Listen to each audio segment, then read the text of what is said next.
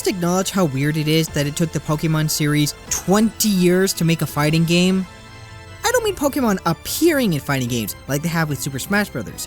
I mean the fact that it took 2 decades for a studio to make a game that lets Game Freak's various interpretations of real animals and the occasional humanoid mistake duke it out in an arena dedicated solely to their glorified cockfights.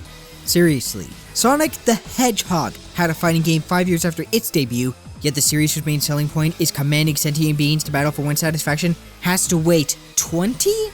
Long as that wait may have been, it was well worth it. Pokkén Tournament is a solid fighting game, the best spin-off the series has seen since Pokémon Conquest. Admittedly, that might not sound like the best endorsement since, well, what other notable diversion to bear the mark into Behemoth's brand has come out since then? Another cookie-cutter mystery dungeon game? An edutainment title? A okay, that one was decent, but the monetization is a complete turnoff. Point being that while the series hasn't seen many towering achievements as of late, Pokkén Tournament is among its most recent highs. If there was one compliment that could be given to this game, it's how it manages to be an authentic Pokemon experience. Not necessarily in how it looks, but more so how it plays. Pokemon, the main series at least, despite featuring one of the most complicated battle systems of all JRPGs, is a series that's highly accessible and enjoyed by all ages and understood by even children, despite its deceptive complexity.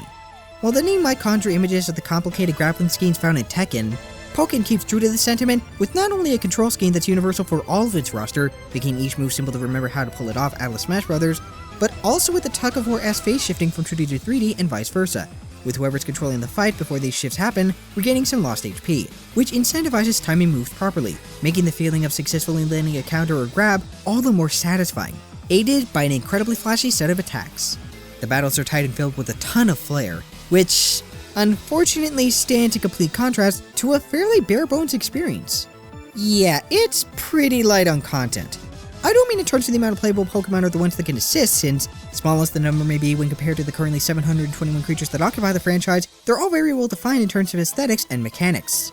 Rather, that there isn't a whole lot of options, aside from one might expect from a fighting game, made in 2003. It has your standard practice, arcade with a port seat for a plot, and multiplayer modes, but as for any additional meat?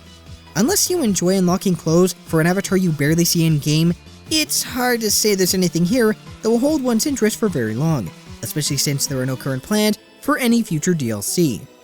Whether or not the game will have any lasting power in the competitive scene remains to be seen, but regardless, Pokkén Tournament is a fine, if light, fighting game in its own right. Another worthwhile spin-off for the series, and a great way to celebrate its 20th anniversary. That's all for now. Until next time, game on, my friends.